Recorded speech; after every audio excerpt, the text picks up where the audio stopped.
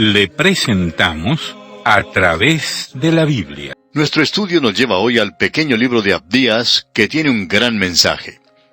Este es un ejemplo de la bomba atómica que está en la Biblia, porque en una cosa tan pequeña se tiene un mensaje tan potente. Abdías es uno de los profetas de los cuales no conocemos absolutamente nada. Lo único que sabemos es que él escribió esta profecía. Hay en realidad 4 profetas que están en el anonimato, de los cuales no sabemos nada. Los otros 3 son Habacuc, Ageo y Malaquías. Abdías es como un escritor fantasma. Él está allí, pero nosotros no le conocemos. Él vivió conforme a su nombre, digamos de paso, porque su nombre significa siervo de Jehová. Y amigo oyente, un siervo no se jacta de su genealogía. Él no se coloca en primer plano. Él tiene que demostrar por lo que hace que puede justificar su lugar de siervo. Lo que encontramos aquí en el libro de Abdías es muy similar a lo que hallamos en el Evangelio de Marcos. El Evangelio según San Marcos presenta a Cristo como el siervo de Jehová. El carácter de nuestro Señor está allí. Y en el Evangelio según San Marcos no existe ninguna genealogía, porque eso no hace falta para un siervo. El Evangelio de Marcos es el Evangelio de acción. La pregunta ¿es él capaz de hacer lo que dice que puede hacer? Así es que Abdías es sencillamente un profeta que escribió una de las grandes profecías de las Escrituras. Uno de los grandes inconvenientes o dificultades con Abdías siempre ha sido dónde ubicarlo en la historia de la nación de Israel. Y hablando honradamente, hay gran dificultad en este punto en particular. Hay algunos que mencionan una fecha tan temprana como el año 887 a.C. Eso lo ubicaría él en la época del reinado de la sanguinaria Atalía. Eso se menciona allá en el segundo libro de Reyes, capítulo 8, versículos 16 al 26, y no vamos a leer ese pasaje ahora. Ahora, el Dr. Posey ubicó a Abdías durante el reinado de Josafat, y eso lo podemos encontrar en el segundo libro de Crónicas, capítulo 17, versículo 7. El Dr. Posey hizo también esta declaración con respecto a Abdías. La voluntad de Dios es que su nombre solo y su breve profecía sean conocidas para el mundo. En realidad su nombre era muy común en aquel día como lo es el nombre de Juan hoy. Y porque se menciona en el segundo libro de Crónicas capítulo 7 versículo 7, no quiere decir que el Abdías mencionado allí es el que tenemos aquí. Ahora, Canon Farra menciona la fecha como el año 587 antes de Cristo. Y el Dr. Moorhead está de acuerdo con esto, y sugiere que Abdías era probablemente contemporáneo con Jeremías. Y todo esto gira alrededor de lo que se dice en el versículo 11. Leamos lo que dice el versículo 11 de este libro de Abdías. El día que estando tú delante, llevaban a extraños cautivos su ejército, y extraños entraban por sus puertas y echaban suerte sobre Jerusalén, tú también eras como uno de ellos. Esto querría decir que eso o es histórico o es profético. Y la interpretación es por supuesto la de aceptar la historia, y eso nos daría esa fecha posterior que mencionamos. Lo más probable es que haya sido escrito después de la cautividad en Babilonia. Fue escrito en esa época en particular durante el tiempo de Jeremías.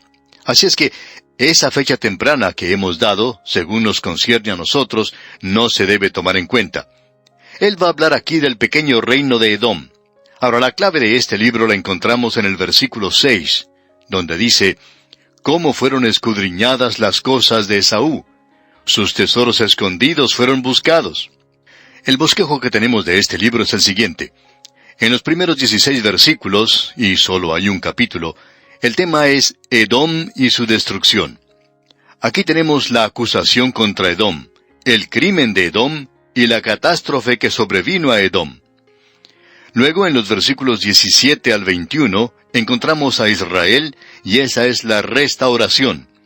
La condición de Israel se ve en el versículo 17, el llamamiento de Israel en el versículo 18, la consumación de todas las cosas la encontramos en los versículos 19 al 21.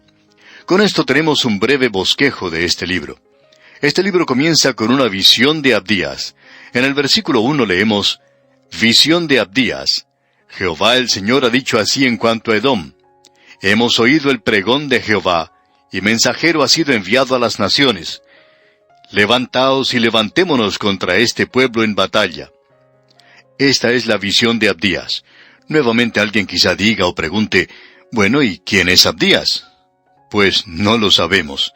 Y esperamos que usted no divulgue esto, amigo oyente, porque algunas personas piensan que lo sabemos, y la verdad es que no sabemos quién es.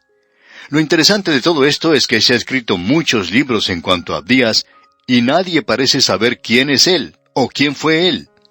Así es que no nos molesta el unirnos a este grupo tan ilustre de aquellos que no saben quién es Abdías, y tenemos que contestar esa pregunta honradamente. Ahora, como ya hemos indicado, su nombre era un nombre bastante común, o lo era en esa época en Israel. Es algo similar a lo que es Abdulá hoy en los países árabes, y Abdulá también significa siervo de Dios. Así es que Abdulá y Abdías son dos nombres muy comunes entre esa gente de esa zona.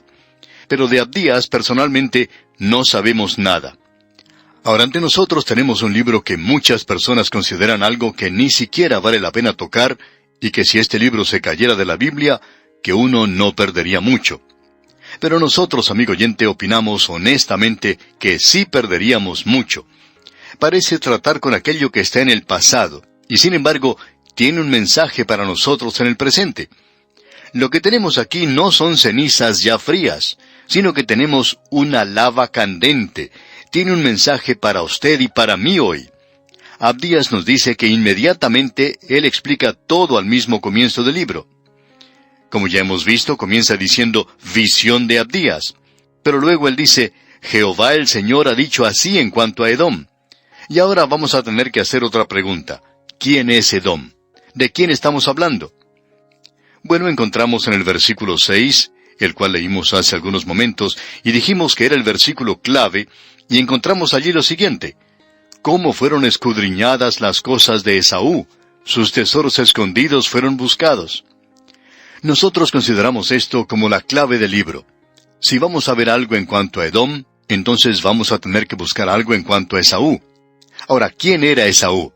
Porque dice algo bastante interesante en cuanto a esto en el libro de Génesis, capítulo 36, versículo 1. Allí leemos, estas son las generaciones de Esaú, el cual es Edom. Así es que esta nación de Edom viene de Esaú, de la misma manera que la nación de Israel viene de Jacob. Notemos ahora otra declaración en los versículos 8 y 9 de ese capítulo 36 de Génesis. Dice allí, y Esaú habitó en el monte de Seir. Esaú es Edom. Estos son los linajes de Esaú, padre de Edom, en el monte de Seir. Pensamos que cuando Moisés escribió eso, él no sabía que el Espíritu de Dios estaba haciendo que él pusiera énfasis en eso con cierto propósito. Porque ahora cuando nosotros llegamos al libro de Abdías, también al libro de Malaquías, queremos saber quién es Edom. Pues bien, Esaú es Edom.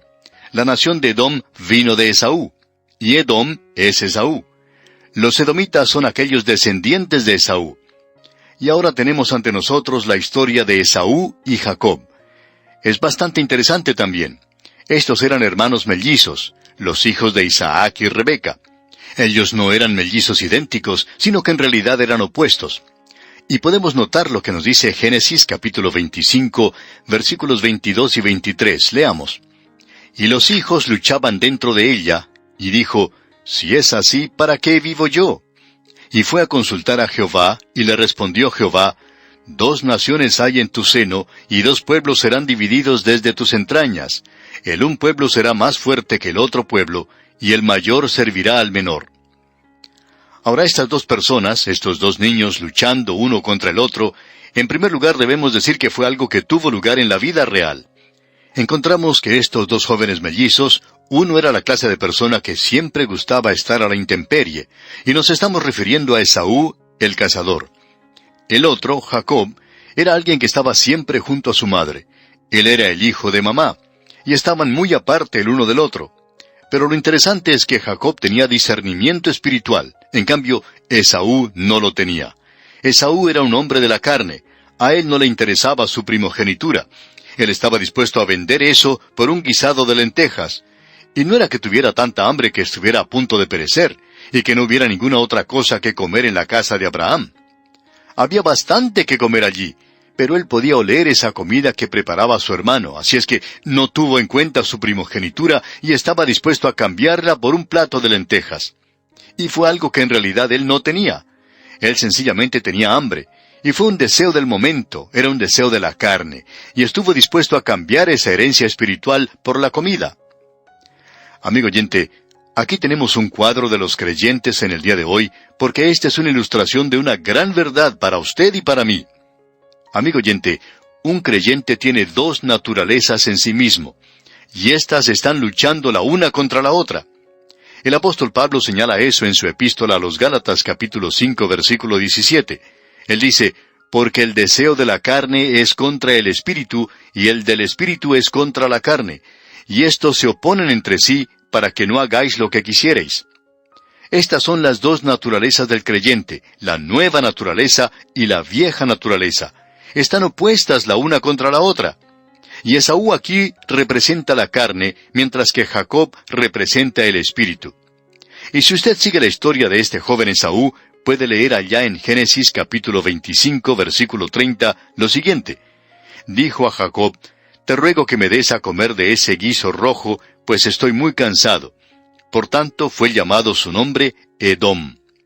Ahora, Edom significa rojo, o quemado al sol, tostado. Y en los versículos 31 al 34 de este mismo capítulo 25 de Génesis, leemos, y Jacob respondió, véndeme en este día tu primogenitura. Entonces dijo Esaú, he aquí yo me voy a morir, ¿para qué pues me servirá la primogenitura? Y dijo Jacob, júramelo en este día. Y él le juró, y vendió a Jacob su primogenitura. Entonces Jacob dio a Esaú pan y del guisado de las lentejas, y él comió y bebió, y se levantó y se fue. Así menospreció Esaú la primogenitura. Como ya hemos dicho, Edom significa rojo, rojo y velloso, es decir, una persona que se ha quemado al sol. Cuando uno pasa mucho tiempo expuesto a los rayos solares, queda tostado por el sol. Es que la piel es capaz de absorber todos los rayos de la luz, con excepción de los rayos que lo hacen rojo. Es muy interesante notar que una persona así en las Escrituras es el hombre que no puede absorber la luz del cielo y lo quema. Amigo oyente, la luz del cielo o le salva a usted o le quemará. Hará una o la otra cosa. Usted o la absorberá o será quemado por ella. Esto siempre es cierto. Ahora esta es la historia de Esaú. Un hombre que era lo opuesto a Jacob, quien llegó a ser Israel, el príncipe de Dios. Esaú representa la carne y él llegó a ser Edom. Israel, por su parte, representa el espíritu. Hemos visto a Esaú en el primer libro del Antiguo Testamento. Pasemos ahora al último libro del Antiguo Testamento y conozcamos este lenguaje un poco extraño allá en Malaquías, capítulo 1, versículo 2, y la primera parte del versículo 3, donde dice, Yo os he amado, dice Jehová, y dijisteis, ¿en qué nos amaste? ¿No era Esaú hermano de Jacob? Y amé a Jacob, y a Esaú aborrecí. Ahora ese es un lenguaje bastante extraño, ¿no le parece? Dios dice en el último libro del Antiguo Testamento, amé a Jacob y a Esaú aborrecí. Esto presenta inmediatamente un problema. En cierta ocasión un estudiante se dirigió al Dr. Griffith Thomas y le dijo, Dr. Thomas, yo estoy teniendo problemas con esa declaración en el libro de Malaquías. Yo no puedo comprender por qué Dios dice que Él aborrece a Esaú.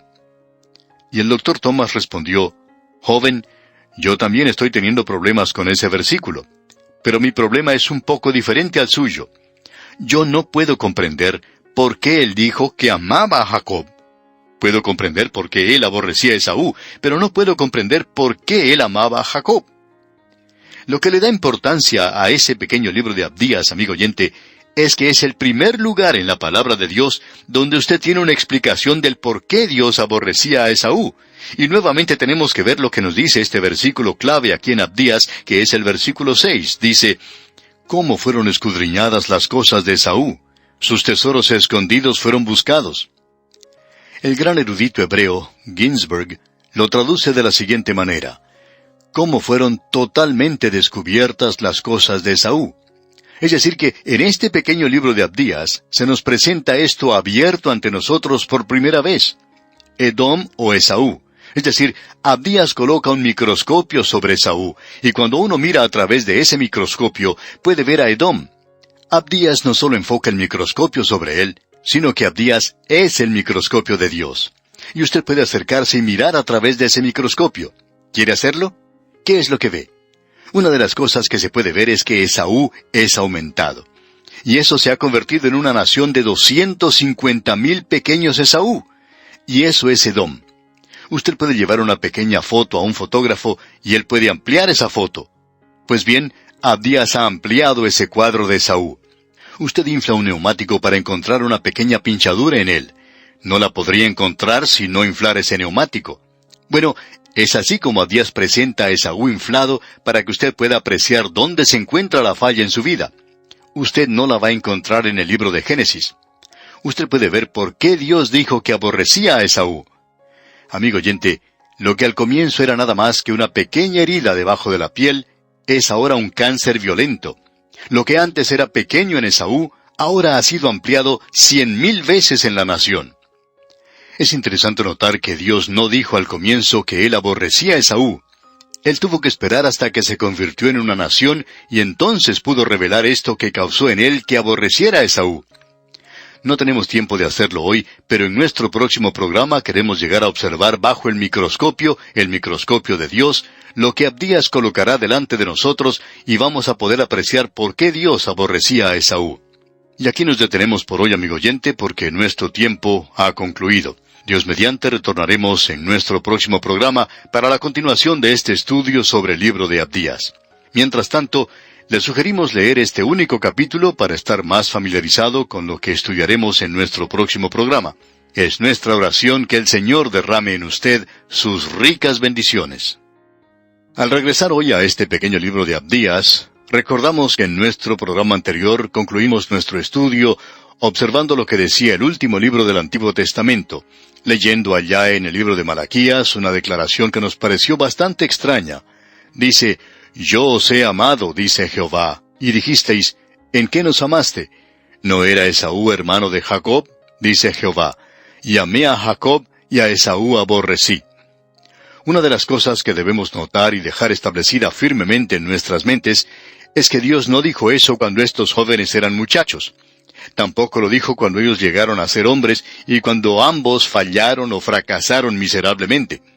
Uno de ellos, Esaú, despreció su primogenitura. El otro, Jacob, tenía debajo de esa cubierta de ingenio, de habilidad y de esa falta de honradez, tenía un deseo por las cosas de Dios. Él trató de obtener la primogenitura de manera equivocada, aquello que Dios ya le había prometido y lo cual llegó a su posesión en forma correcta. Y antes que él pudiera llegar a ser no Jacob, sino Israel, Dios tuvo que quebrantarle. Dios quebró su pierna para poder llegar a él, y este hombre tuvo que cojear por el resto de su vida. Y luego lo encontramos en Egipto, apoyándose en su bastón, en el cual se había apoyado por tantos años, porque Dios finalmente llegó a ese hombre y pudo traerle a sí mismo. Dios nunca dijo que él aborrecía a Esaú, ni tampoco dijo que amaba a Jacob. Hasta cuando llegamos al último libro del Antiguo Testamento, uno de ellos es una nación de varios millones de personas, y el otro ya era una nación del mismo tamaño. Usted podrá notar, amigo oyente, que Israel ha sido usado poderosamente por Dios a través de los siglos hasta ese punto. En la historia de la nación se destacaron hombres como Moisés, Josué, Samuel, David, Ezequías, y luego Nehemías, Esdras y muchos más. Pero Esaú, la nación que procedió de él, llegó a ser una nación atea, que le dio la espalda a Dios. ¿Pero qué fue lo que provocó que Dios le aborreciera y que aborreciera a esta nación? Concluimos nuestro programa anterior colocando a Esaú bajo el microscopio. Y cuando usted coloca algo debajo de un microscopio, esto aumenta su tamaño.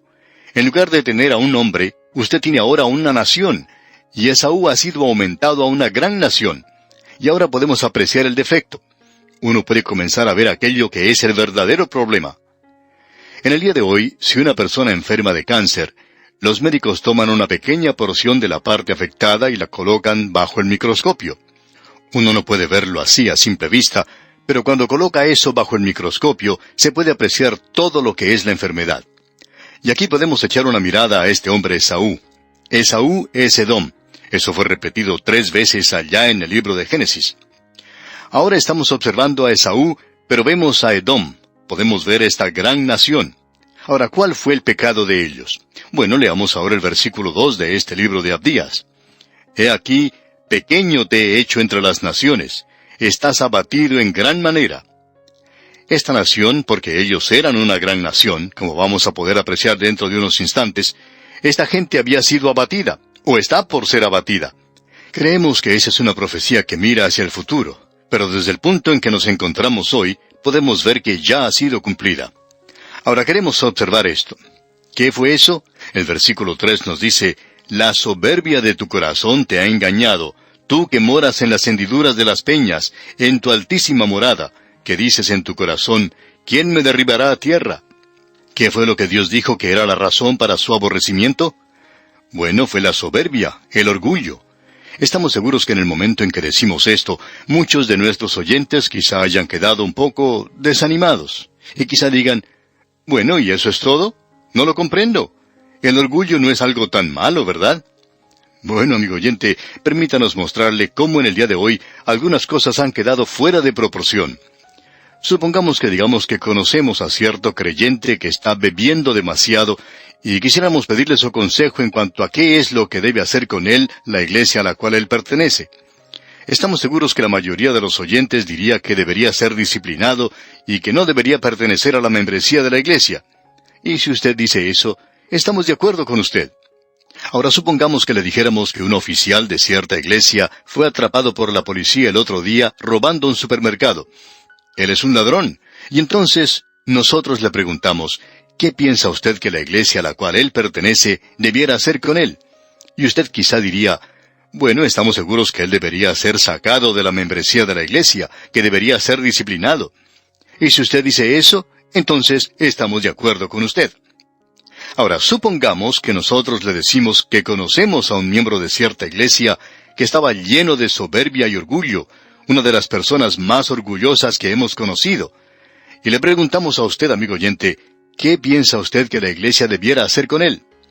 Nos atrevemos a decir que ninguno sugeriría que debiera ser expulsado de la iglesia.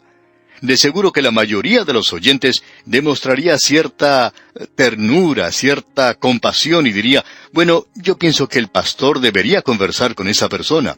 Alguien debería decirle a él que está equivocado en tener orgullo, pero no es un pecado tan malo después de todo. Eso no se demuestra muy fácilmente.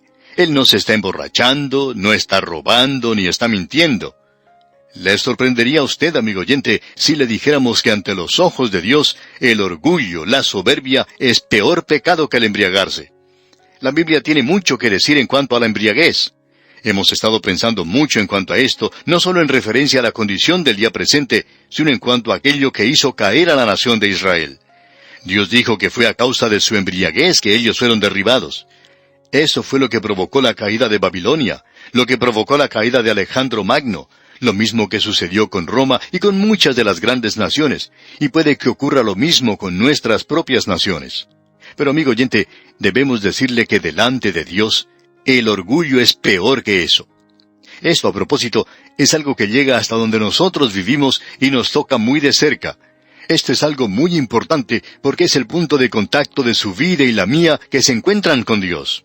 Nosotros tenemos aquí la perspectiva correcta. Permítanos decirle, amigo oyente, que el orgullo es el pecado de los pecados. Es el peor de todos los pecados. Es algo que la Escritura condena sobre todo lo demás. Vamos a mencionar algunas citas bíblicas en cuanto a esto.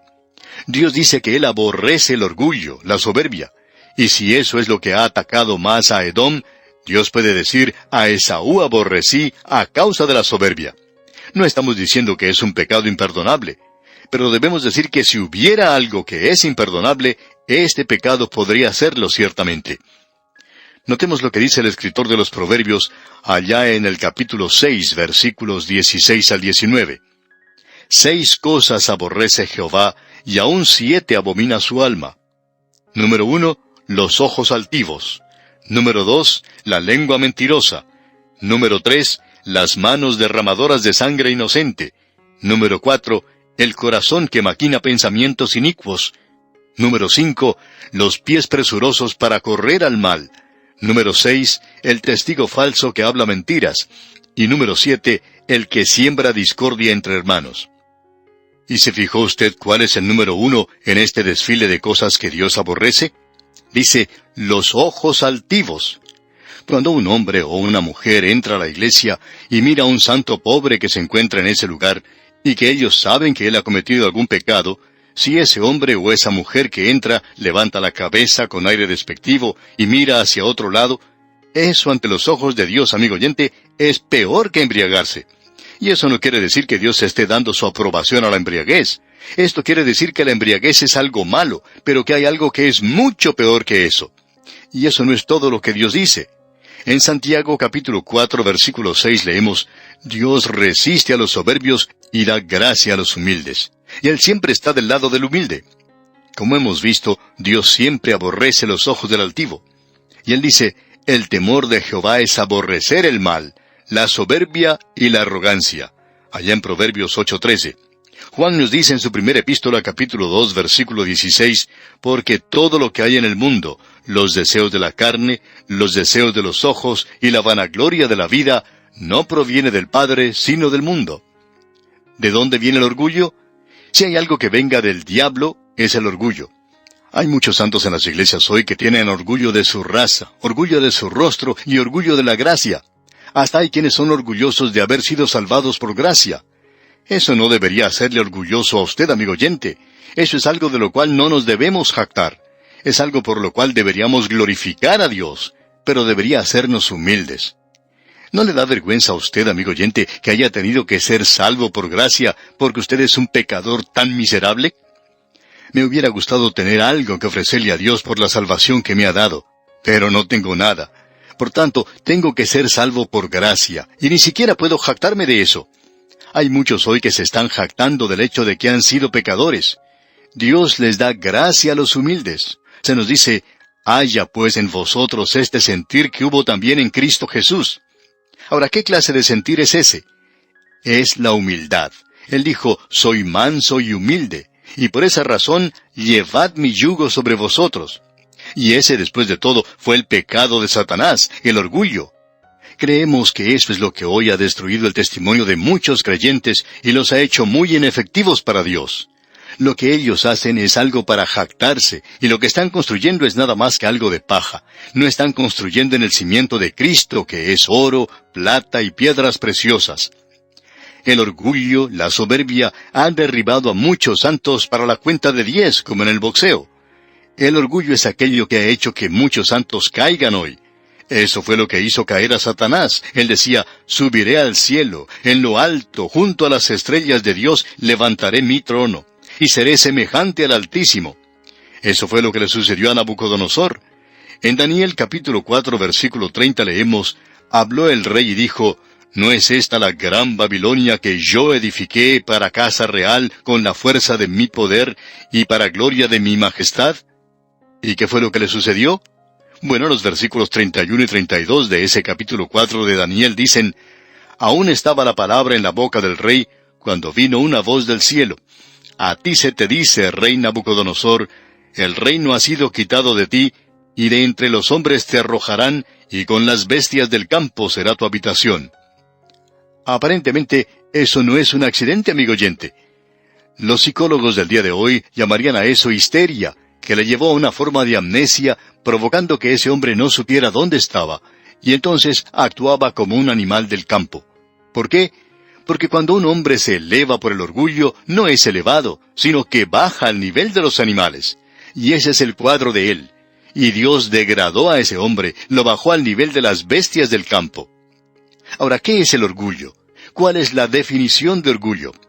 Permítanos darle una definición. Creemos que es una forma de enajenación. Pero el orgullo es esto. El orgullo del corazón es una actitud de la vida que declara su habilidad de vivir sin Dios. Así es que encontramos aquí el orgullo del corazón que levantó o elevó a esta nación de Edom. Y como Esaú, quien despreció su primogenitura, con la cual compró un plato de lentejas, aún en el hogar de Abraham, donde había suficiente para comer, él gustó más de ese plato de lentejas que de su propia primogenitura. A él no le importaba a Dios para nada. Y cuando él despreció esa primogenitura, él despreció a Dios. Y ahora Esaú se ha convertido en una gran nación, y aquí tenemos a una nación que declara su habilidad de vivir sin Dios. Y el versículo 3 de Abdías nos dice, «La soberbia de tu corazón te ha engañado, tú que moras en las hendiduras de las peñas, en tu altísima morada, que dices en tu corazón, ¿quién me derribará a tierra?». Él vivía en un lugar muy singular, por cierto. En realidad, vivía en ese paso de la montaña rocosa de la ciudad de Petra, labrada en la roca. Aún existe en el día de hoy y se puede ver. Hay muchas personas que van a visitar ese lugar, esa ciudad de Petra, enclavada en la roca, y muchos se sorprenden del tamaño de la ciudad. Una ciudad que ya está lista, una ciudad que se encuentra aquí en el presente, enclavada en la roca misma. La entrada a la ciudad está protegida por un lugar muy angosto que se llama el Cid, donde un jinete y su caballo pueden pasar con un poco de dificultad. Era una ciudad que se podía defender muy fácilmente. Era una ciudad que se había convertido en un lugar donde las naciones del mundo depositaban su dinero porque allí estaba seguro. Era como un gran banco. Las naciones del mundo, muchas de ellas depositaban allí grandes cantidades de oro y de plata porque pensaban que esa ciudad no podía ser conquistada. La gente allí moraba entre la roca. Estaban viviendo en esos grandes edificios que habían sido labrados en la misma roca.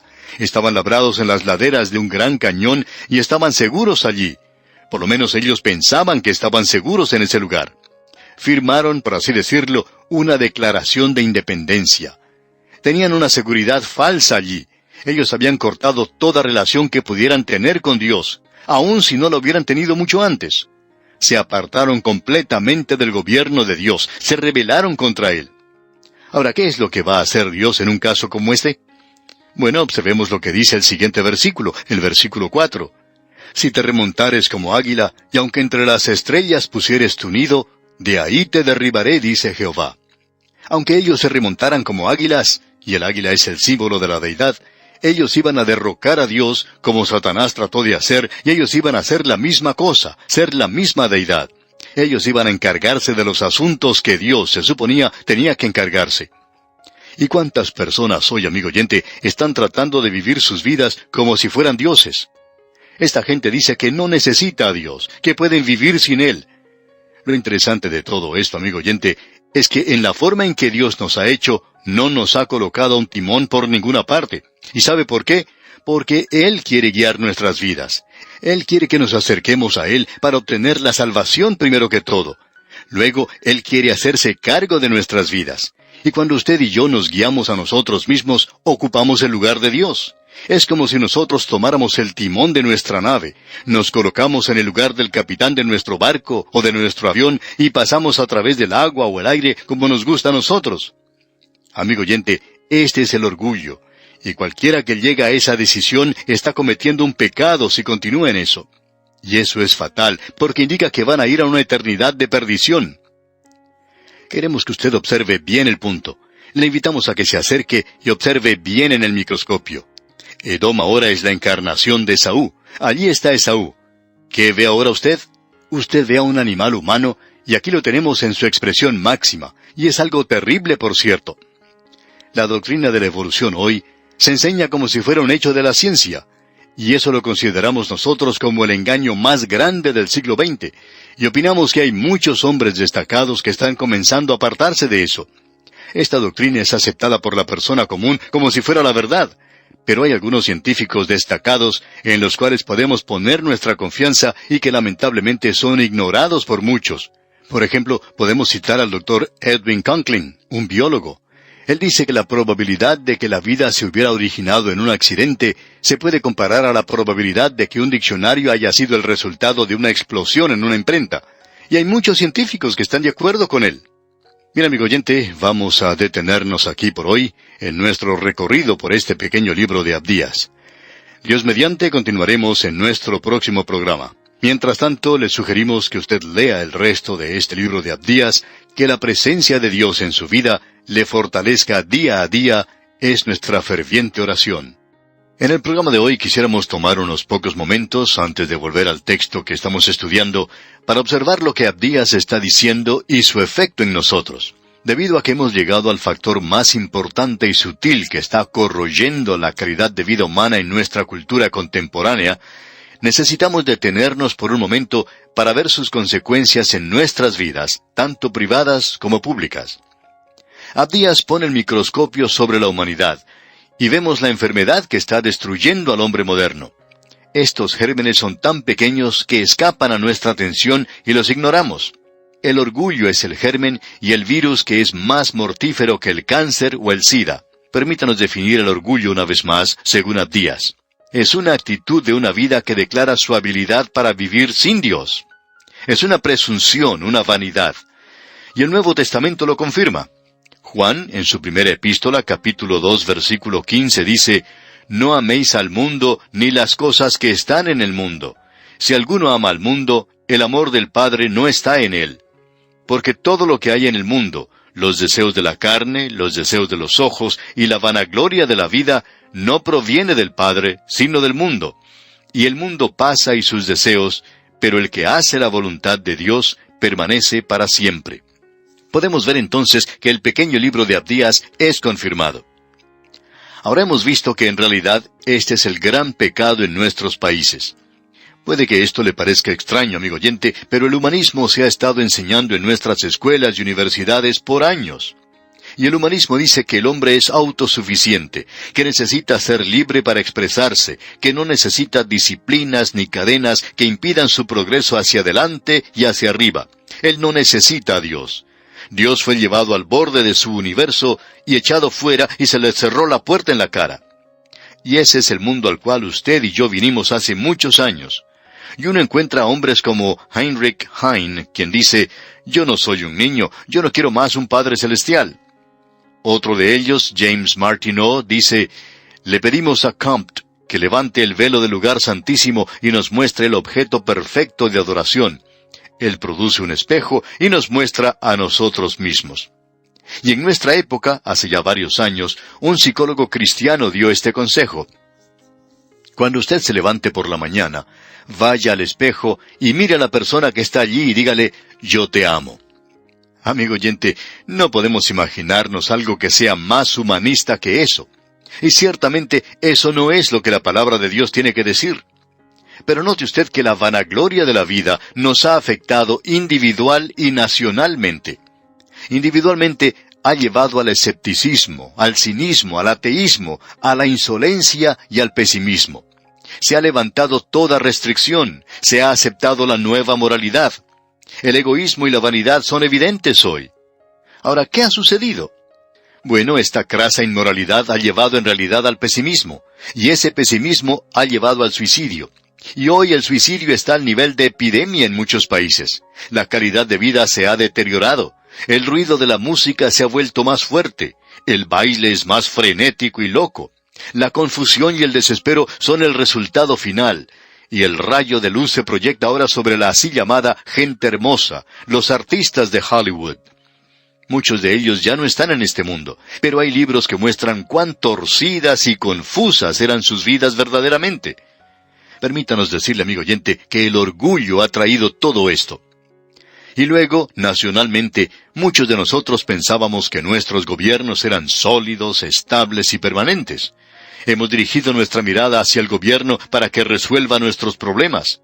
Pero ha sido bastante perturbador el enterarnos de la inmensa corrupción y confusión que hay en nuestros gobiernos. No hay estabilidad hoy. Ahora el mundo en que usted y yo nos criamos, que hemos descrito, ya pasó, ya no existe. Después de la Primera Guerra Mundial, hubo una gran explosión de inmoralidad. En algunos países se intentó refrenarla con leyes y restricciones. Se pusieron en efecto muchas prohibiciones. Algunos dijeron que eso había fracasado. Pero no es que hubiera fracasado, sino que nunca se puso a prueba. Después de todo, era la manera equivocada de hacerlo. No se necesitaba prohibiciones. Se necesitaba a Dios. Lamentablemente no se le trajo a escena.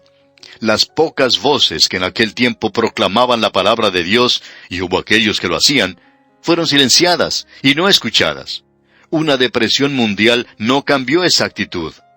El hombre podía lograrlo por sí mismo, y créanos, amigo oyente, que lo hizo. El resultado fue la Segunda Guerra Mundial. Y ese mundo ya pasó. Y hoy, bueno, Dios todavía es ignorado, rechazado y todavía encuentra oposición. En algunos lugares se le ha echado del salón de clase y no se puede hacer oración. En una ocasión, un grupo de 18 personas tuvimos la oportunidad de visitar la República Dominicana para una serie de conferencias y para participar en una labor de evangelismo. Y nos sentimos gratamente impresionados cuando se nos informó que el gobierno de ese país había aprobado una regulación por la cual todas las escuelas del país debían comenzar cada día de clase con la lectura de la Biblia y oración. Esto nos pareció maravilloso, pero esta es la excepción. En la mayoría de nuestros países ocurre lo contrario. A Dios se le ha sacado de los salones del Congreso porque es un obstáculo para el progreso. Los medios noticiosos ignoran a Dios como si Él no existiera. Y este es el mundo en el cual usted y yo vivimos, amigo oyente, y está pasando también. Invitemos a Dios a que regrese a la vida pública. Invoquémosle para que nos ayude. No podemos avanzar solos. El Señor Jesús dijo, «Sin mí nada podéis hacer». La enfermedad hoy es el orgullo del corazón. Esa enfermedad, una verdadera condición del corazón, declara que el hombre puede vivir sin Dios. Pero como dijera el ilustre escritor inglés William Shakespeare en una de sus obras, «Señor, qué necios son estos mortales». Y el apóstol Pablo podía decir, «Yo sé que en mí, esto es, en mi carne, no mora el bien». Créanos, amigo oyente, eso es lo que la gente está haciendo hoy. Bien, amigo oyente, volvemos ahora a esta pequeña profecía de Abdías, y vimos en nuestro programa anterior que el gran pecado de la nación de Edom que provocó que Dios dijera, «A Esaú aborrecí», fue el orgullo, la soberbia de su vida, el orgullo de su corazón, un orgullo que nosotros definimos como una actitud de aquella vida que declara su habilidad para vivir sin Dios. Dios dice en el versículo 4 de Abdías, que si te remontares como águila, y aunque entre las estrellas pusieres tu nido, de ahí te derribaré, dice Jehová. Escuche usted, si te remontares como águila, es decir, llega a ser una deidad, se coloca a sí mismo en el lugar de Dios. Y aunque entre las estrellas pusieres tu nido, y ese fue el pecado de Satanás, él quería colocar su trono sobre las estrellas. Y Dios dice, de ahí te derribaré, dice Jehová. Dios dice, yo tengo la intención de derribarte. En nuestro programa anterior habíamos echado una mirada al microscopio y vimos que Esaú ahora ha sido aumentado a la nación de Edom. Lo que antes era solamente un hombre, ahora ha llegado a ser probablemente unas 200,000 personas. Y ahora vemos a un animal humano en su crudeza, en su fealdad aterradora. Ahora puede que haya personas que nos digan, nosotros pensábamos que descendíamos de los animales, y ahora ustedes dicen que los hombres se comportan como animales. Bueno, eso es exactamente lo que estamos diciendo. Nosotros no descendimos hacia arriba, sino que descendimos hacia abajo. No ha habido un ascenso, sino más bien un descenso. Permítanos repetir una vez más que la enseñanza de la evolución como hecho científico creemos que ha sido uno de los engaños más grandes del siglo XX. Creemos que esto, para el incrédulo, es como salir de una neblina para entrar a otra. No creemos que la evolución dé una explicación en cuanto al origen de las cosas. El hombre corriente ha aceptado eso como la verdad, porque hoy en la radio, la televisión, las publicaciones y en las escuelas se nos ha lavado el cerebro con la idea de que la evolución es un hecho probado. Pero eso es absolutamente falso. Las objeciones fuertes e inteligentes que han sido presentadas por científicos dignos de confianza son total y completamente ignoradas. Bueno, no vamos a discutir aquí en favor o en contra de la evolución. Ese no es nuestro propósito, pero es algo en lo cual muchos jóvenes se han interesado a través de los años. Y en muchas escuelas de enseñanza secundaria, en muchas universidades y aún en muchas iglesias liberales se anima a los jóvenes a leer libros como El origen de las especies y La descendencia del hombre, de Darwin. Hay también algunos seminarios liberales donde se enseña lo que se conoce como evolución teísta, lo cual creemos que es la interpretación más absurda que exista del origen de las cosas. Pero permítanos decirle, amigo oyente, que nosotros rechazamos totalmente esa propaganda impía de la evolución. Esta idea que dice que es del lodo al hombre, del protoplasma a la personalidad, de la ameba a la animación, queremos rechazar ese argumento con una cita del gran biólogo Edwin Conklin, que presentamos en el programa anterior y que dice, la probabilidad de que la vida se haya originado por accidente es comparable a la probabilidad de que un diccionario sea el resultado de una explosión en una imprenta. Y eso, amigo oyente, es algo completamente absurdo, ¿no le parece? Pero con eso quedamos satisfechos. Ahora, la dificultad principal con la teoría de la evolución es su resultado final. La evolución nos lleva a un pesimismo fatal, terrible. Lleva al hombre a creer que él ha alcanzado la meta, que es algo, que se encuentra en la cima. Bien, eso en realidad ha llevado a un fatalismo, a un pesimismo fatal en el presente. Y esto ha tomado cuerpo en las universidades del presente y alcanzó un porcentaje alarmante de suicidios entre los jóvenes hace algunos años. El doctor Albert Einstein, a quien muchos considerarían una autoridad, dijo lo siguiente: el hombre que considera su propia vida y la de sus contemporáneos como algo sin significado alguno, no es sólo una persona desafortunada, sino casi descalificada para la vida. Esa es una buena declaración, por cierto. Ahora, si usted quiere saber cómo esto ha afectado a los hombres, escuche un pequeño poema del fallecido poeta británico Winston Hugh Auden. Este hombre salió de su país y fue a radicarse a los Estados Unidos, donde se naturalizó como ciudadano de ese país. De otra manera hubiera sido el poeta laureado de Gran Bretaña. Pero escuche el pesimismo de este hombre. Él dice: si todas las estrellas desaparecieran o murieran, debería aprender a mirar a un cielo vacío y sentir su completa oscuridad sublime, aunque pudiera tomarme cierto tiempo. ¡Cuán pesimista, amigo oyente! Y luego él siguió diciendo lo siguiente: mirando a las estrellas, yo sé muy bien que por lo que a ellas concierne, yo puedo irme al infierno. Permítanos decirle, amigo oyente, que eso ciertamente es pesimismo. Y ese es el resultado de la enseñanza de la evolución. Pero, amigo oyente, lo espantoso que tenemos aquí en el libro de Abdías, y lo más pasmoso y asombroso es esto: el pequeño libro de Abdías es la respuesta mordaz de Dios a la evolución. Y esa es la razón por la cual él dijo lo que dijo en cuanto a Edom. Permítanos ilustrar esto. En muchas grandes ciudades existen museos de cera. En ellos se representa a personajes famosos de todo el mundo. Allí también hay cuadros que tratan de presentar cómo vivía el hombre, según se lo imaginan los científicos, hace unos 100,000 o 200,000 años. Ellos muestran al hombre viviendo como un animal porque dicen que se parecía a un animal, según los cuadros que ellos tienen. Y a propósito, ellos no tienen una fotografía, porque el hombre se dio vuelta antes que le tomaran la fotografía, y todo lo que tienen que mostrar es un dibujo, producto de su propia imaginación. Ahora, Dios tiene algo que decirnos en el presente. Queremos que usted preste atención a lo que vamos a decir seguidamente. ¿Para qué volvernos 100,000 años atrás? En este mismo momento podemos observar en cualquiera de las grandes ciudades a hombres y mujeres que están viviendo como animales. No se parecen a los animales. A algunos de ellos se les califica como gente hermosa, pero están viviendo como animales. La realidad es que ellos han descendido del nivel alto en el cual Dios los ubicó cuando los creó, y han descendido a un nivel donde no dependen de Dios. No solo viven como animales, sino que viven más bajo que los animales. No hay ningún animal que se emborrache, que golpee a su esposa, que castigue y dé muerte a sus hijos, o que sea homosexual. Solo el hombre puede hacer eso. El hombre vive más bajo que los animales. Y así es como estaban viviendo en Edom en los días de Abdías. Nos preguntamos, amigo oyente, si usted habrá escuchado alguna vez la historia de ese cerdo que se escapó de su pocilga y se fue al bosque. En el bosque encontró uno de esos alambiques o de esas destilerías caseras donde se prepara licor. La destilería tenía un pequeño escape, y este cerdito comenzó a comer de esa malta remojada y a beber del líquido que salía de la destilería. Y por cierto que se emborrachó, y por 2 días estuvo allí tirado completamente borracho. Finalmente, cuando ya le pasó la embriaguez, se levantó y comenzó a alejarse de ese lugar. Mientras se alejaba, alguien le escuchó decir: «Nunca voy a hacer las veces de hombre otra vez».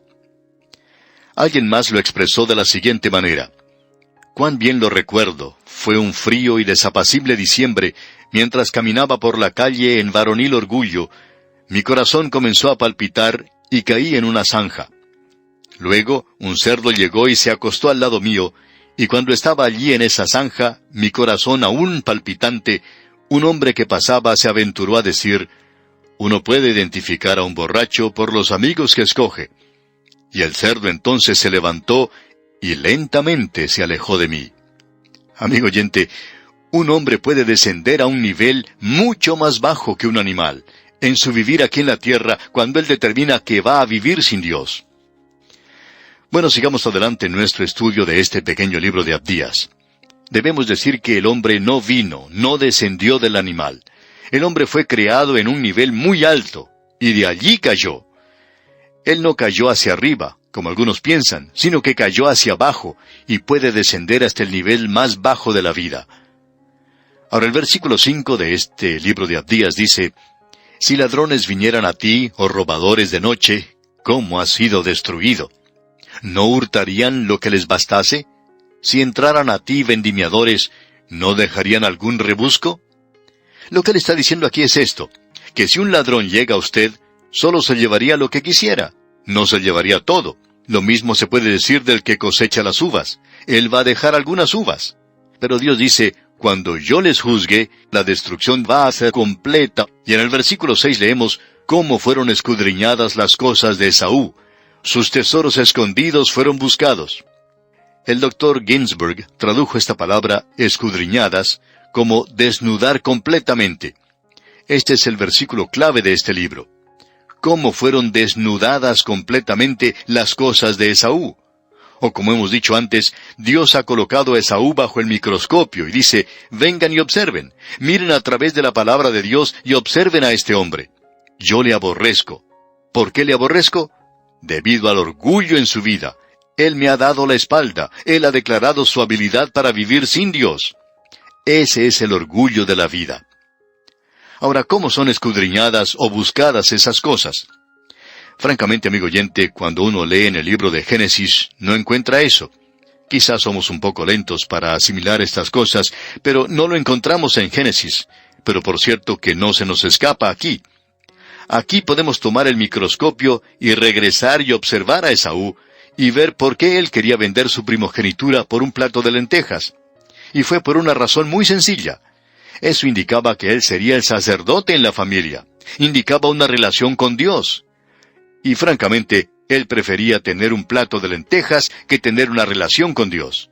Y cuando uno llega a ese punto, amigo oyente, usted está en el mismo nivel de un cerdo, porque usted ha descendido al nivel más bajo que pueda llegar. Permítanos decir con toda la amabilidad de que podamos hacer acopio, que esta no es idea nuestra. No la originamos nosotros. Está aquí, en el libro de Abdías, y fue Dios quien dijo esto. Ahora el versículo 7 nos dice: todos tus aliados te han engañado, hasta los confines te hicieron llegar. Los que estaban en paz contigo prevalecieron contra ti.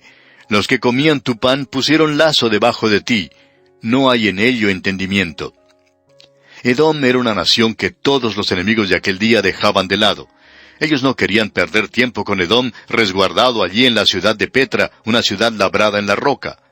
Pero Nabucodonosor fue capaz de hacer entrar espías a la ciudad, y a través de ellos, él fue capaz de apoderarse de la ciudad. Y fue tomada.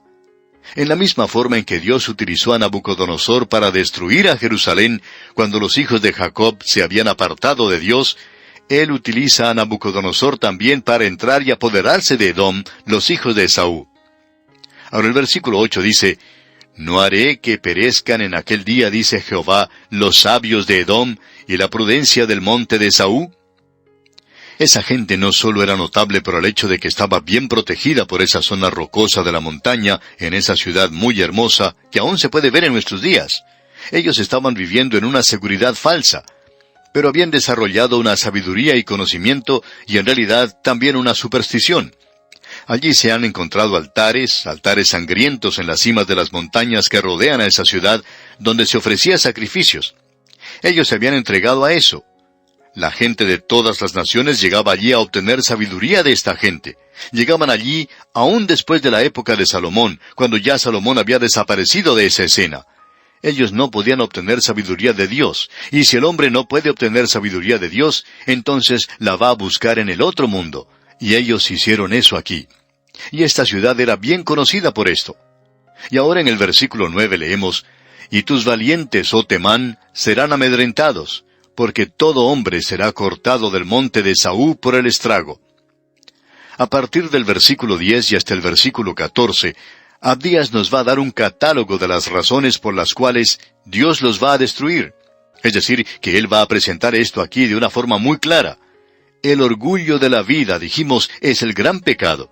Pero como ya hemos indicado anteriormente, eso lleva a cometer otros pecados. Amigo oyente, su filosofía de la vida va a descender gradualmente a sus dedos, luego a sus pies, sus ojos y todos los sentidos. Y usted va a expresar esa filosofía de alguna manera.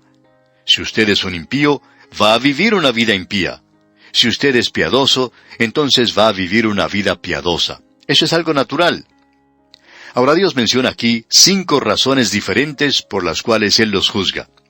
Ellos han cometido ciertos hechos, y aquí se mencionan 5 hechos específicos. Y vamos a tener que reservar esto, Dios mediante, para nuestro próximo programa. Pero Dios va a castigarlos, y los va a castigar en 2 formas diferentes. Él los va a enviar a la cautividad, tal cual hizo con la nación de Israel, pero con la excepción de que la nación de Israel regresaría y sería un pueblo como lo es en el día de hoy. Pero llegaría un tiempo cuando los edomitas dejarían de ser una nación y nunca llegarían a ser una nación otra vez. Ahora alguien quizá nos pregunte, ¿piensan ustedes que hay algunos edomitas por allí hoy? Y la respuesta es no, amigo oyente, no los hay. Ellos tuvieron matrimonios mixtos con los ismaelitas y otros del desierto y ahora forman parte del mundo árabe. Existe cierta diferencia entre los árabes, y esto puede explicar esa diferencia. Uno los puede encontrar allí entre los árabes hoy. Y todavía son enemigos de la nación de Israel. Veremos esto, Dios mediante, en nuestro próximo programa. Es nuestra oración que Dios bendiga su vida en forma abundante. Regresamos hoy, amigo oyente, a nuestro estudio en esta pequeña profecía de Abdías. Este estudio es una pequeña bomba atómica, como dijimos en una ocasión anterior, y estamos seguros que usted ya ha descubierto eso. Aquí hemos encontrado ese gran pecado de Edom. Abdías es una profecía que da respuesta a esa pregunta tan importante de por qué Dios dice en el último libro del Antiguo Testamento, «Amé a Jacob y a Esaú aborrecí». Él nunca había dicho eso allá en el libro de Génesis. Él esperó hasta que ambos llegaran a ser una nación, y luego encontramos que Dios coloca a Esaú bajo el microscopio, y él ya es una nación. El presuntuoso pecado de esa nación era la soberbia de tu corazón te ha engañado. Estamos seguros que cuando mencionamos esto en un programa anterior, causó un poco de sorpresa en muchos oyentes, porque muchas personas no consideran la soberbia o el orgullo como un gran pecado. Hicimos un contraste entre el asesinato, las mentiras y el robo, y hay muchas personas que dirían, bueno, un hombre orgulloso, sí, es algo feo que lo sea, pero no es tan malo como ser un asesino. Sin embargo, Dios dice que es peor que ser un asesino, es peor que ser un alcohólico. Dios dice eso de un corazón lleno de soberbia y orgullo. Él ha presentado eso muy claramente en su bendita palabra. Dios da gracia a los humildes, pero con el soberbio, Él no puede hacer nada. Ahora descubrimos que la soberbia es una actitud. La soberbia del corazón es la actitud de una vida que declara su habilidad de vivir una vida sin Dios. Y Dios aborrece eso. Este es su universo y Él debe ser adorado, Él debe ser alabado, Él debe ser reconocido. Y cuando un hombre, esta pequeña criatura aquí en la tierra, que no es mucho mayor que un insecto en este gran y vasto universo de Dios, cuando esta pequeña criatura se eleva a sí mismo en orgullo, Dios dice que Él aborrece eso. Dios le ama a usted, amigo oyente, pero Dios aborrece su soberbia, su orgullo, y si usted es carcomido por eso, amigo oyente, entonces no hay nada que Dios pueda hacer con usted. Esa, repetimos, es una actitud. Quizá un hombre pueda ser orgulloso aquí y no demostrarlo. Sin embargo, pensamos que ese es un pecado en la vida que uno no puede ocultar. Hay ciertas cosas que usted puede ocultar en su vida. Puede ocultar el odio, por ejemplo. Usted puede ocultar la lascivia. Pero el orgullo no se puede ocultar por mucho tiempo. Va a manifestarse como un gran cáncer porque esto tiene mucha fuerza, tiene mucho empuje en un hombre. Ahora la actitud de la vida le llevará a uno a una acción de la vida.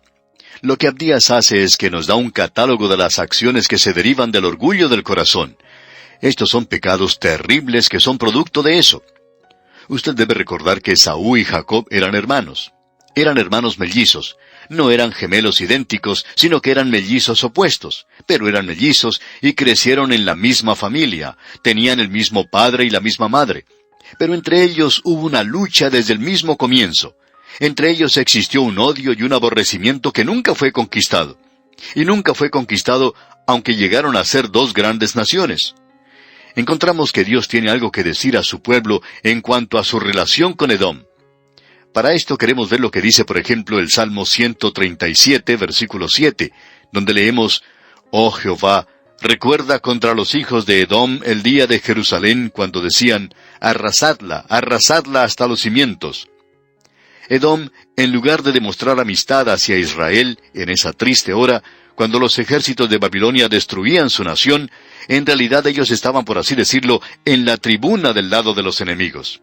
Pero cuando uno va a observar su historia en Deuteronomio, capítulo 23, versículo 7, y queremos leer lo que aquí dice porque es algo muy interesante.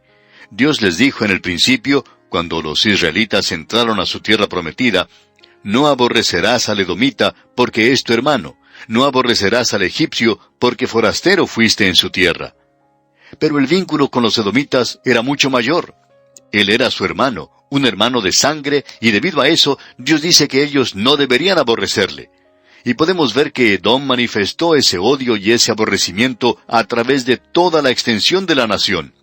Ellos eran un pueblo muy soberbio, orgulloso, que vivía en esa ciudad de Petra, esa ciudad que se encontraba enclavada en la montaña, que era una fortaleza que no podía ser tomada.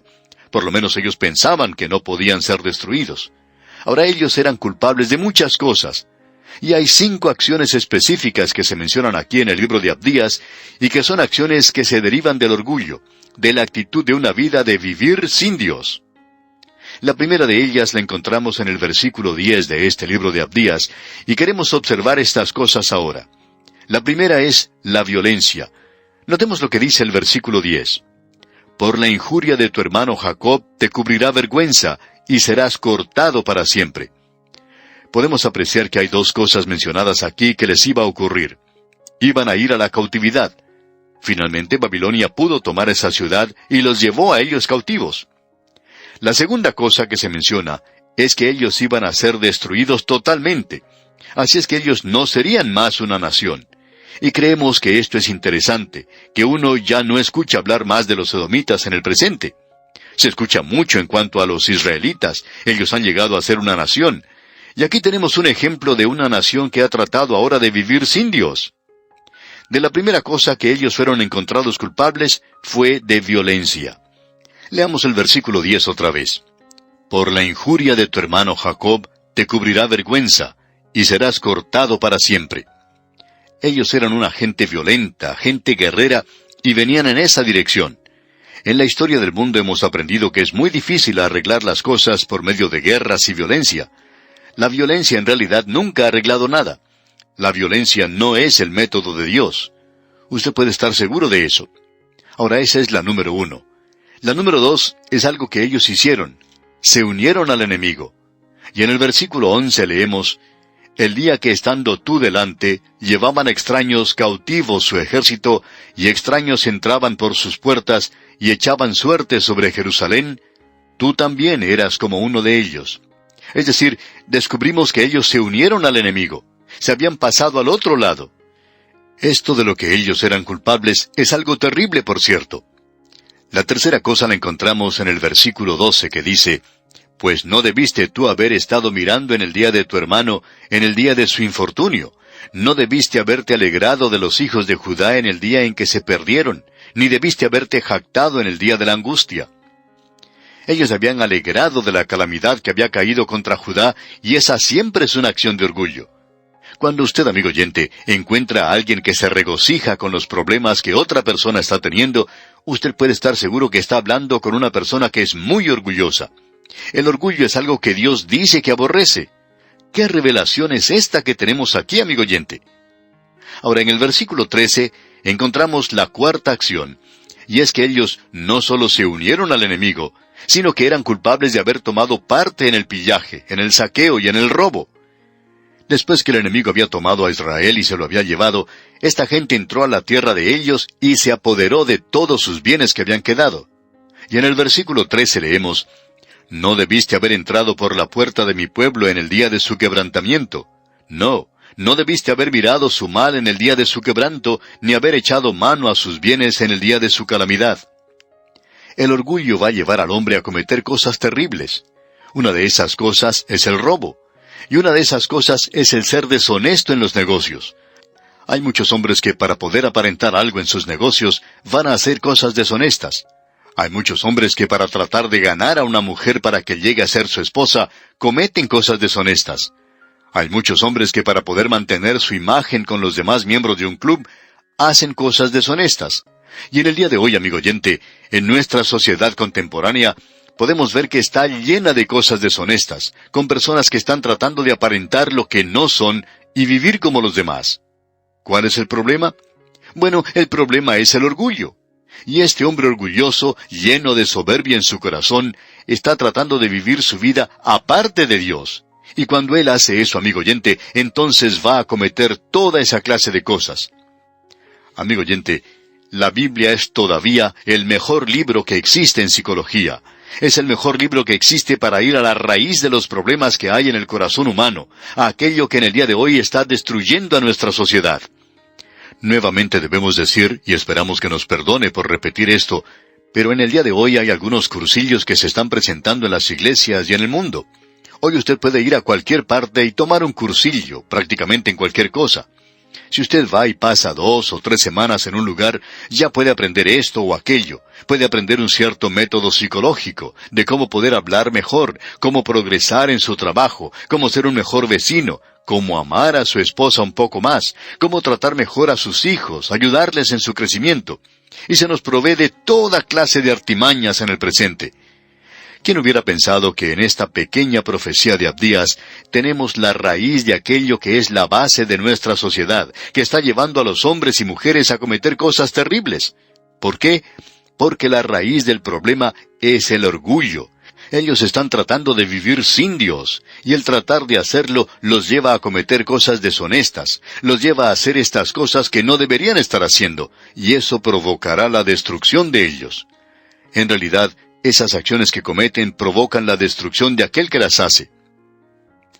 La quinta cosa que vemos la encontramos en el versículo 14 que dice, «Tampoco debiste haberte parado en las encrucijadas para matar a los que de ellos escapasen, ni debiste haber entregado a los que quedaban en el día de angustia». Para nosotros, amigo oyente, esto es lo peor que ellos pudieron cometer. Esto es en realidad lo peor que hicieron. Aquí es donde ellos revelan que no son más que un animal, y que es la supervivencia del más fuerte. También es la revelación de un diente sanguinario. ¿Qué es? Llegaron a ser traidores, traicionaron a su propio hermano. Ellos se pararon en la encrucijada del camino, y cuando Nabucodonosor vino y destruyó a Jerusalén, y sabemos que la gente comenzó a esparcirse, los de Babilonia comenzaron a perseguirlos. Y los edomitas, naturalmente, están viviendo en el campo donde la gente podía ocultarse.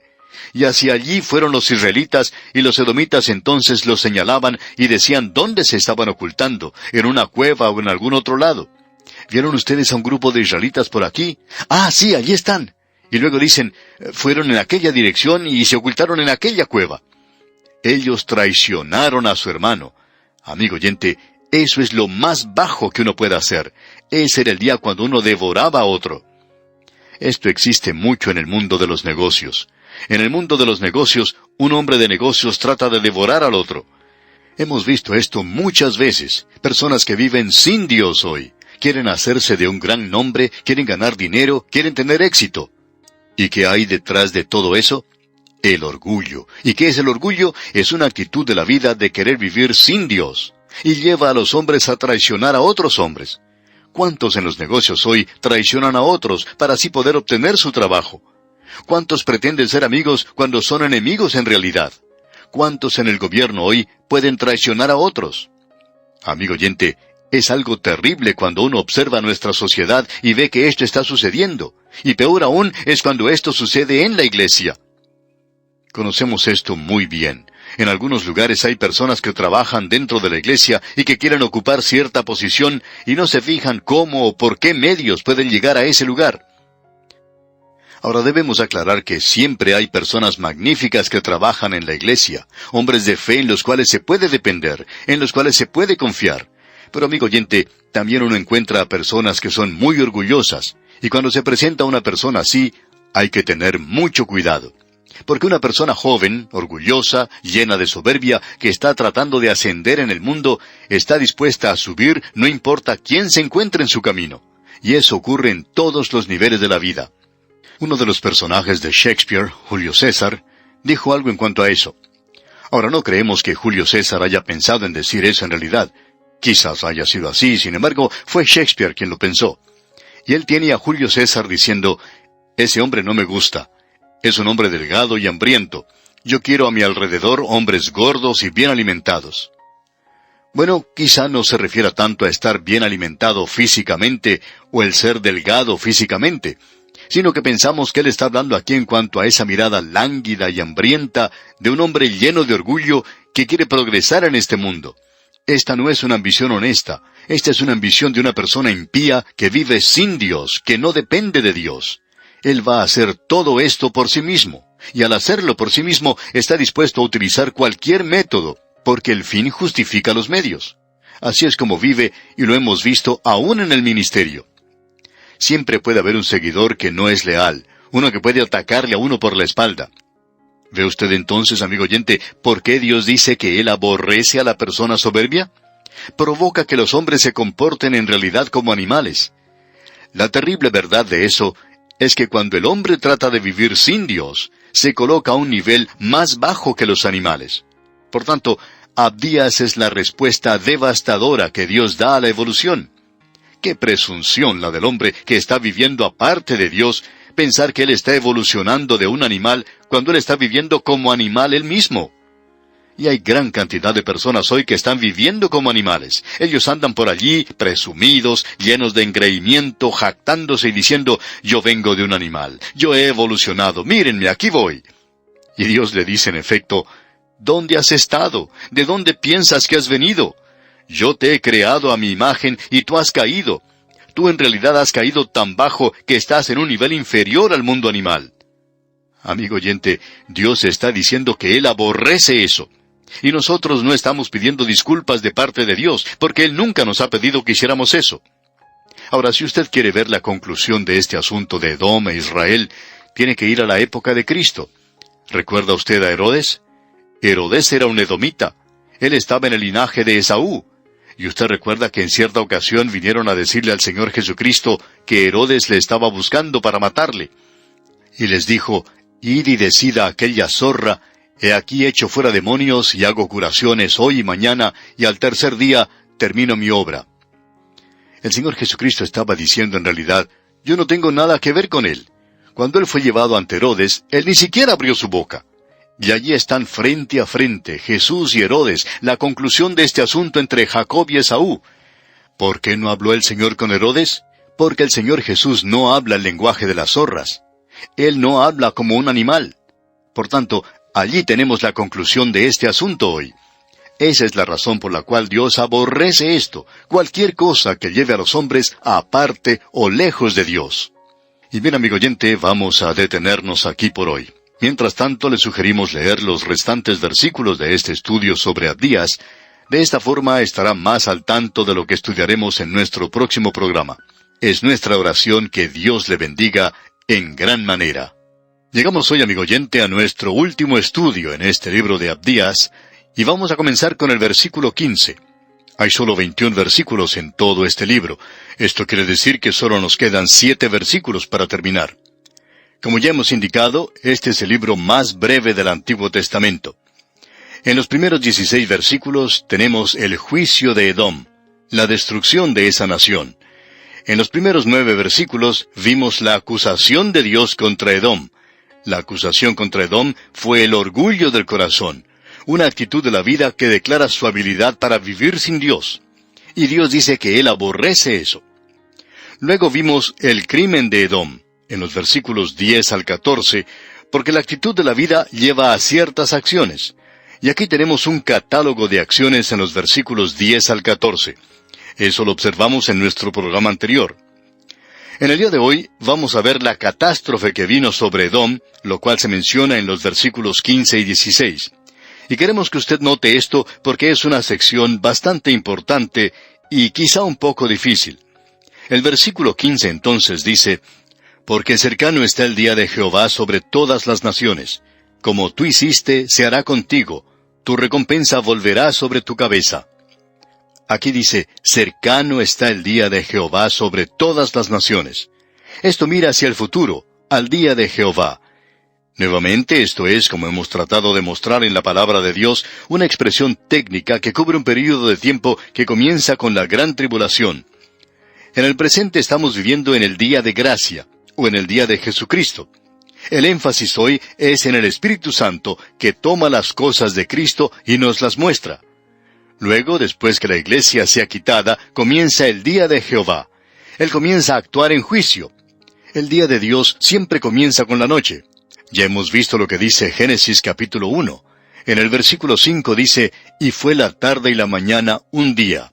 Luego en el versículo 8 dice: y fue la tarde y la mañana el día segundo. Luego en el versículo 13 dice: y fue la tarde y la mañana el día tercero, y así sucesivamente. Así es que comienza con las tinieblas y el juicio de la gran tribulación. Y luego finalmente tenemos que nacerá el sol de justicia, y en sus alas traerá salvación. Y esa es la venida del Señor Jesucristo a la tierra a establecer su reino. En ese momento habrá ciertas naciones que van a entrar al reino. Usted recuerda lo que Jesús dijo en su discurso del Monte de los Olivos, que todas las naciones se iban a reunir delante de Él. Hablando francamente, amigo oyente, quisiéramos decirle que no está muy claro para nosotros si estas naciones del pasado que han desaparecido hace mucho tiempo serán levantadas nuevamente para ser juzgadas como una nación en ese tiempo, o si será durante el juicio del gran trono blanco. Encontramos que hay algunos comentaristas que se refieren a esto. Por ejemplo, hay un libro que es muy bueno y dice que Edom será completamente destruida, y luego él dice que será nuevamente levantada en los últimos días de la historia mundial. Ahora nosotros creemos que Edom volverá a ser una nación. Ese es nuestro punto de vista privado, digamos, nuestra propia interpretación. Y estamos seguros que usted ha descubierto que si nosotros nos apartamos por una cierta rama, pues es mejor que usted no se vaya con nosotros porque esa rama se puede quebrar. Pero nosotros opinamos que cuando Abdías menciona aquí que cercano está el día de Jehová sobre todas las naciones, quiere decir que Edom llegará a ser una nación en los días finales. Pero ahora ellos han desaparecido como nación. Ahora alguien quizá pueda preguntar: ¿y podría suceder esto? Bueno, por cierto que así sucedió con la nación de Israel.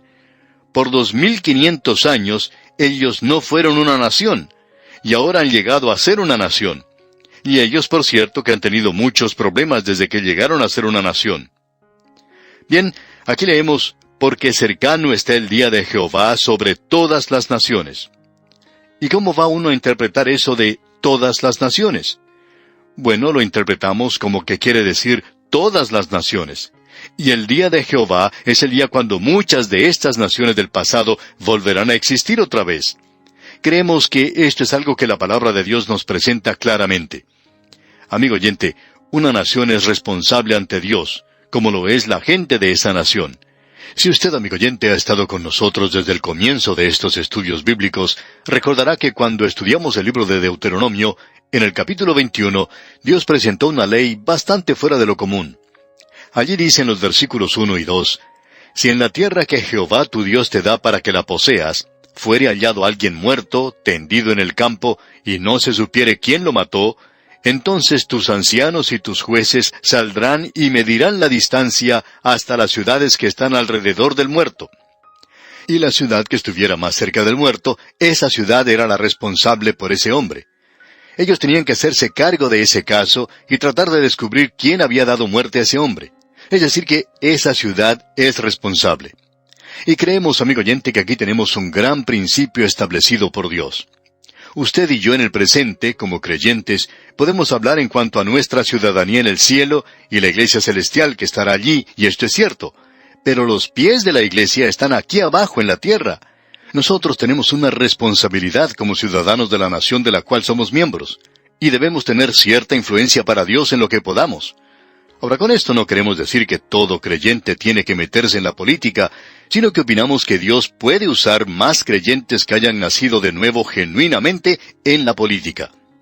Alguien ha dicho que la política es algo tan sucio en el presente que ningún creyente debiera meterse en eso. Bueno, pensamos que usted puede hacerlo. Pensamos que puede hacer eso, amigo oyente.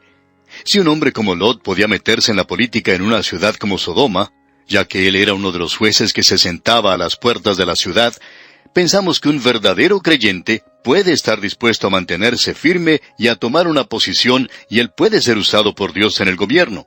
Por tanto, las naciones son responsables ante Dios. Ahora, esto no quiere decir que Él juzgará a las naciones en base a si ellas aceptaron o rechazaron a Cristo, porque nunca ha existido una nación que haya aceptado totalmente a Cristo. Creemos que siempre se ha cometido una equivocación cuando se habla de ciertas naciones afirmando que son naciones cristianas. Es muy cierto que la Iglesia ha tenido gran influencia en una nación, digamos como Inglaterra y otras naciones en el presente, pero nunca ha habido una época cuando pueda haberse dicho que alguna de esas naciones fue cristiana en realidad, porque todas las naciones en sí están lejos de Dios. Así es que, cercano está el día de Jehová sobre todas las naciones. Y creemos que esta nación que Dios destruyó, bueno, ya no existe en el presente. O sea que la profecía se ha cumplido literalmente.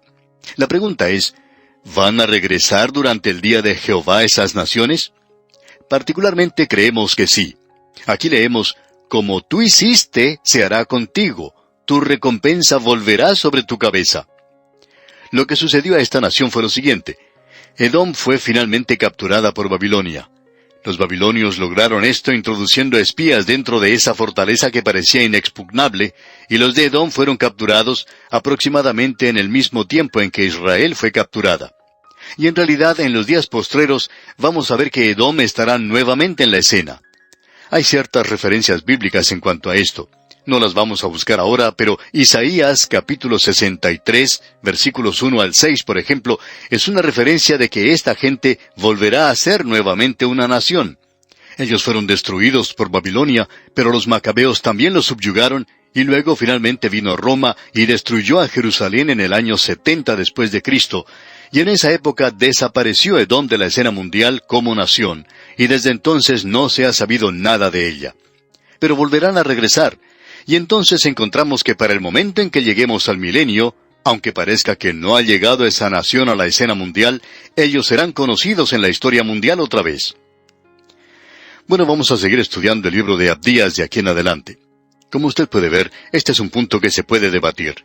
Y no vamos a entrar en argumentos o debates con nadie, porque esta es una de esas cosas en las Escrituras sobre las cuales no podemos ser muy claros. Porque después de todo, ¿qué importancia tiene para usted y para mí en el presente? Si descubrimos que Edom estará durante el milenio, bien. Si no está, bien también. Y no nos vamos a preocupar porque Dios es quien está obrando esto según su propio plan. Ahora el versículo 16 de este libro de Abdías dice, «De la manera que vosotros bebisteis en mi santo monte, beberán continuamente todas las naciones. Beberán y engullirán, y serán como si no hubieran sido». Es decir, Dios está diciendo aquí que de la forma en que ustedes han obrado, así obrarán los demás con ustedes. Serán recompensados de la misma manera. Esto es lo que se llama una justicia poética. Eso es algo que parece obrar en la historia humana. Una ley de retaliación. El Señor Jesucristo lo dijo de la siguiente manera, «No juzguéis para que no seáis juzgados». Y todo lo que el hombre sembrare, eso también segará.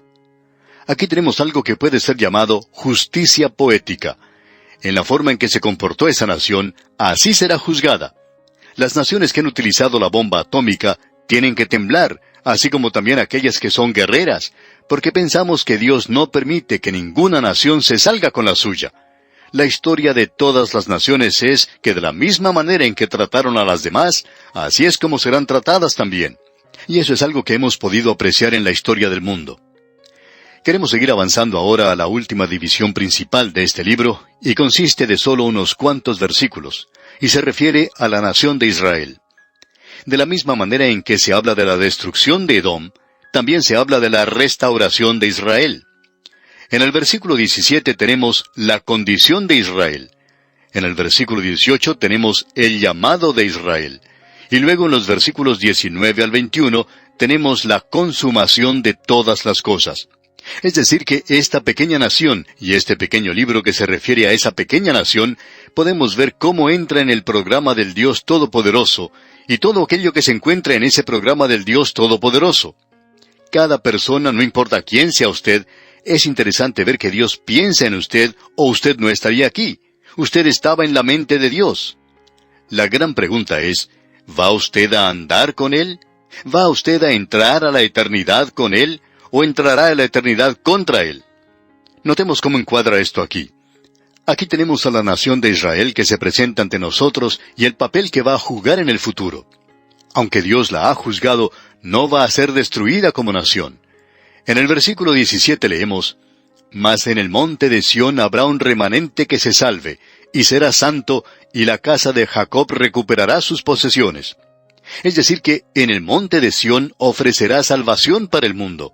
Y allí es donde se ofrece para usted y para mí en el presente. El Señor Jesucristo vino y murió en el Gólgota por usted y por mí. Él regresará a la tierra y creemos que aunque sus pies tocarán el monte de los olivos, Él entrará a Jerusalén otra vez y creemos que Él reinará en la cima del monte Sión. Luego leemos, y será santo. No hay mucha santidad allí en el presente. Si usted visita el monte Sión, puede apreciar que allí no hay ninguna santidad. Tienen velas encendidas por todas partes, pero ellos se encuentran tan lejos de Dios como aquellos que no le conocen. No hay santidad allí, pero habrá santidad cuando el Señor Jesucristo reine. Luego leemos en la segunda parte del versículo 17, «Y la casa de Jacob recuperará sus posesiones». Esa expresión nos gusta mucho. Eso no lo han logrado todavía. Se encuentran en esa tierra como nación, eso es cierto. Han regresado a esa tierra, pero no han regresado a Dios, y como resultado, no han recuperado sus posesiones. ¿Qué diferencia, amigo oyente, entre tener una posesión y poseer su posesión? Ahora en el versículo 18 leemos, «La casa de Jacob será fuego, y la casa de José será llama, y la casa de Esaú estopa, y los quemarán y los consumirán. Ni aun resto quedará de la casa de Esaú, porque Jehová lo ha dicho». Aquí tenemos el llamado de Israel. Ahora habrá un último juicio, un juicio final contra Esaú. Pensamos que Esaú es un reino que no entrará en los reinos eternos de esta tierra, que serán los reinos de nuestro Señor y Salvador Jesucristo. Ahora, ¿qué es lo que impide que ellos puedan entrar allí? Bueno, el orgullo del corazón, una actitud de vida que declara su habilidad para vivir sin Dios. Amigo oyente, si su decisión es la de vivir sin Dios, bueno, eso es lo que usted va a hacer, vivir precisamente sin Él. Ahora en el versículo 19 leemos, «Y los del Negev poseerán el monte de Esaú, y los de la Cefela a los filisteos. Poseerán también los campos de Efraín y los campos de Samaria, y Benjamín a Galaad». Galaad se encuentra en la ribera oriental del río Jordán. Es decir, que por primera vez ellos ocuparán toda la tierra que Dios les había concedido. Dios había prometido a Abraham una tierra que contenía unos 780,000 kilómetros cuadrados. Aún en su cenit, ellos solo ocuparon una 10ª parte de eso, es decir, unos 78,000 kilómetros cuadrados. Pero ellos ocuparán toda la tierra que Dios les había concedido. Amigo oyente, Él le había prometido a Abraham una tierra que tenía unos 780,000 kilómetros cuadrados. Notemos ahora lo que dice el versículo 20. «Y los cautivos de este ejército de los hijos de Israel poseerán lo de los cananeos hasta Sarepta, y los cautivos de Jerusalén que están en Sefarad poseerán las ciudades del Negev». Sarepta se encuentra entre Tiro y Sidón, en Líbano. Media es la zona sur, es decir, la península de Sinaí. Ahora el versículo 21 dice, «Y subirán salvadores al monte de Sión para juzgar al monte de Esaú, y el reino será de Jehová». Aquí en esta sección tenemos la consumación de todas las cosas. Dice, «Y subirán salvadores al monte». Es decir, que Dios está avanzando hoy, sin desviarse, sin vacilar, hacia el cumplimiento de su propósito, que es el de colocar a su rey sobre el monte de Sión. Y Él moverá las cosas de aquí para allá, volcará eso, derribará aquello, y hará eso cuando llegue aquel que tiene derecho de reinar. En el día de hoy, el Señor Jesucristo es el Salvador del mundo. Él no es el Rey en el presente. Él es el Salvador de los hombres y las mujeres que están andando en el presente con sus cabezas inclinadas como animales. Amigo oyente, solo los hombres pueden mirar hacia arriba, los animales miran hacia abajo.